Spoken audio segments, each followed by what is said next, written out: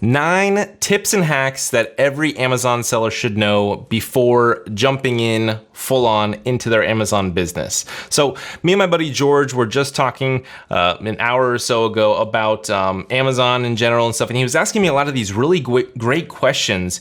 And I was like, dude, this would make a great YouTube video. So we just went ahead and turned on the cameras and stuff and just jumped into this video. So George is gonna be joining me on this video. He's gonna be asking me some great questions. And yeah, hopefully you guys get value from this video. If you do, click that thumbs up button. And let's go ahead and introduce George. George, man, thanks for jumping on this video with me, man. You wanna tell us who you are and what you do? Yeah, thanks a lot, Ian. I like the spontaneity behind this. I've obviously been asking these questions a lot recently, so I'm probably a little bit more prepped than you are. So I'm George. I used to work at Amazon in the UK for a number of years on the 3P side of the business. I then set up an academy, which has now gone on to setting up a podcast, which is named It's Always Day One, shameless plug there. And I've been asking these questions a lot to a number of my guests, and it's kind of how we discussed about earlier on. There's some very basic questions that a lot of sellers need to be asking themselves. But I think it's important to understand, experts like yourself, who I appreciate your views, your opinions and thoughts. I like to get it from different perspectives, and you certainly offer a different opinion. So I wanted to fire them towards you today and kind of get your 10 cents in some of these basic questions of mine. Yeah, for sure, man. Let's jump into it. What's that first question? Okay, so question number 1 is, what one thing would you be doing right now to create sustainable success on Amazon? So I tell this to a lot of my clients that are wanting to add products to their current product line. And basically it is to find a consumable product that is made in the USA, has a long shelf life, can be sold to women aged 30 to 65, because women in that age range do a lot of shopping and they actually have the money to spend. Unlike a lot of women in their early 20s, they do shopping, but they maybe don't have the abundance of money yet because they're not yet old enough. And then ideally, the product can be approved by all ad platforms. So Facebook, Google, Amazon PPC. So it is ad friendly type of product. But the reason why consumable is best is because you have a longer and larger lifetime value of your customer. So you have the ability to have that customer come back and you can get them to buy again and again and again, month over month over month, if it's a monthly type of supply product. So it really helps you with that customer acquisition cost, right? So if you are paying, let's say $25 to acquire the customer, if you can get your lifetime value, let's just say over a year's time, if they spend $200, then to acquire them for $25 and you know that they're going to spend $200 roughly, then that's going to really help you be profitable when you're running your ads, Amazon PPC, Facebook, Google, all that kind of stuff. Absolutely love that answer, and it's interesting because you echo my opinions massively. We could talk about this all day, but I want to try and keep it on point today and rattle through these questions. I'm sure we'll have a follow-up after this at some point, but let's go straight on to the questions so we can pack this full of as much value as possible. If you could hire just one individual to help a brand, then what would their skill set be and why? So I've always kind of wondered this, like when I'm expanding my team in the agency, and by the way, if you don't know, I run an Amazon marketing agency. It's called Evolve Media. We run a lot of Facebook ads and build out messenger bots for a lot of Amazon sellers. So just my plug in there. If you want to book a free consulting call with me, head over to evolvemedia.agency. But the position I would tell you is copywriter. A copywriter is so versatile in all the different ways that they can help you in your business. So writing product listing copy, they can write Facebook ad copy, Google ad copy, email copy, messenger bot copy. They can write copy for your product descriptions and infographic copy inside your product images. So there is a lot of benefits to having a really great copywriter. That's the one position that I would say, like, really, really get that person trained up, get a highly talented person in there, because they can potentially bring the most value to your business and really helping you move as much product as possible and really help you scale your business. Yeah, it's so true. Like no matter what stage they are in that funnel, whether it's the top of the funnel and awareness and how do you grab someone on a Facebook page, right the way down to bottom of funnel, hot buyers, how are you going to convert them? The copywriter kind of worth their weight in gold. And you can Yeah. certainly see those who have done it themselves, right? Anyway, we continue. And not necessarily related to skills, but what bad recommendations do you hear in your area of expertise? So I hear a lot of people talking about their early margins, when they're trying to launch a business. And I even mentioned this before. I said, a product with great margins. Well, it's like when you launch and you have your first run with your first inventory run in launching your product on Amazon, don't be so concerned about your product cost, your cost of goods. If you buy a smaller amount of inventory, let's just say 100 units, maybe a couple hundred units or something, that's not going to give you the best cost per unit when you're buying that inventory, right? Because the manufacturer wants you to buy thousands of units. Well, don't get wrapped up in trying to buy thousands just to get your margins super good on the front end. Why don't you buy a small sample size, whatever sample size you're comfortable with, and then start selling those, and maybe you even are losing money in the beginning, but you're starting to get data, you're starting to get rankings, reviews, you're starting to figure out, is this product even worth pursuing? How is the ads? How are the ads performing with it? What's your cost of acquisition? So you're collecting data, but maybe that you can always go back to the manufacturer and negotiate them down to a fraction of what you were paying before. So know that you can get your cost better, but in the very beginning for your first inventory run, don't worry so much about the cost being as low as possible. Yeah, and I think a lot of that probably comes down to validation, right? I think people get overexcited and do this monstrous order because they want to save X% on the front end, but you haven't got any validation at that point, or not enough validation that the product's going to be a winner. The only risk on the flip side, and we will go on to the next question, but the only risk is if you get too small a number, you go out of stock, you potentially lose any momentum.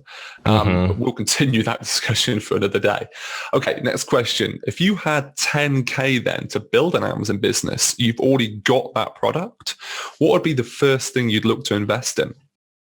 So you already know me, I'm going to say Facebook ads. We do a lot of Facebook ads and messenger bot build outs and stuff. And messenger bot build outs, I guess you could say labor. If you're not going to be the one building out messenger bots and doing that stuff yourself, then you're going to have to pay to hire somebody to do that for you. So I'd say labor costs, hiring me and my team could be an option. But if you can do everything yourself, ads are going to be the number one thing that I would recommend to put that money into. So Facebook ads and Amazon PPC, because you got to get the wheels turning. You got to start telling thousands of people about your brand and about your product and your value proposition, your features and benefits, all that kind of stuff. So what better way to do that than with ads?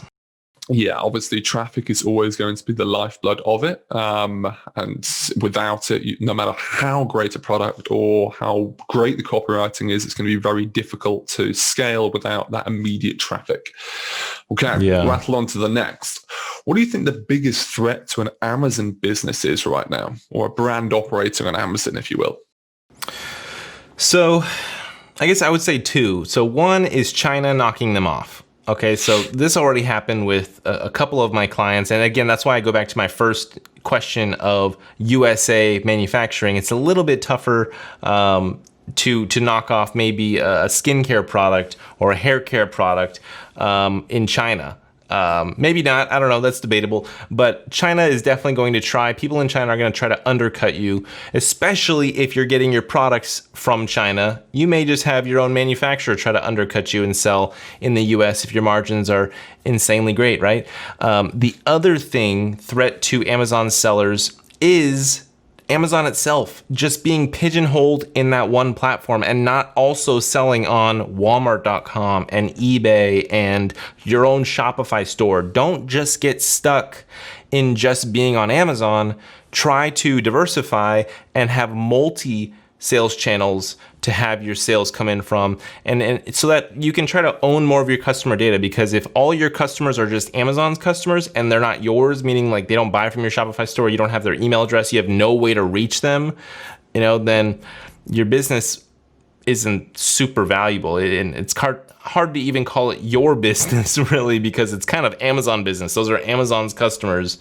So and I think that comes back to the sustainable success. Without that data and without owning that data, it's very difficult to see something sustainable.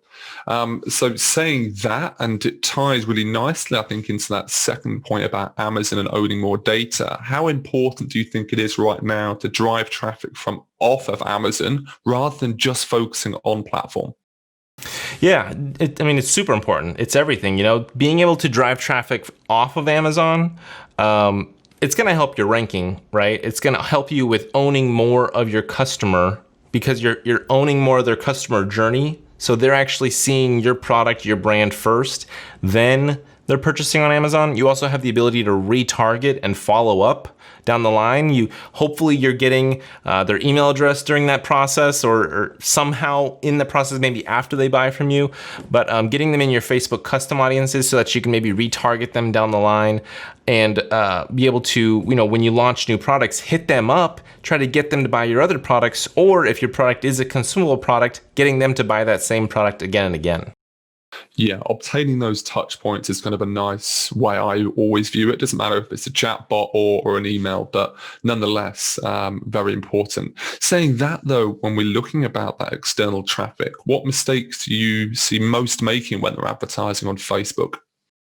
So I would say they don't split test enough. They don't have enough campaigns running or audiences like that they're targeting. They don't have enough ad creatives, so different images. They're not just testing enough strategies.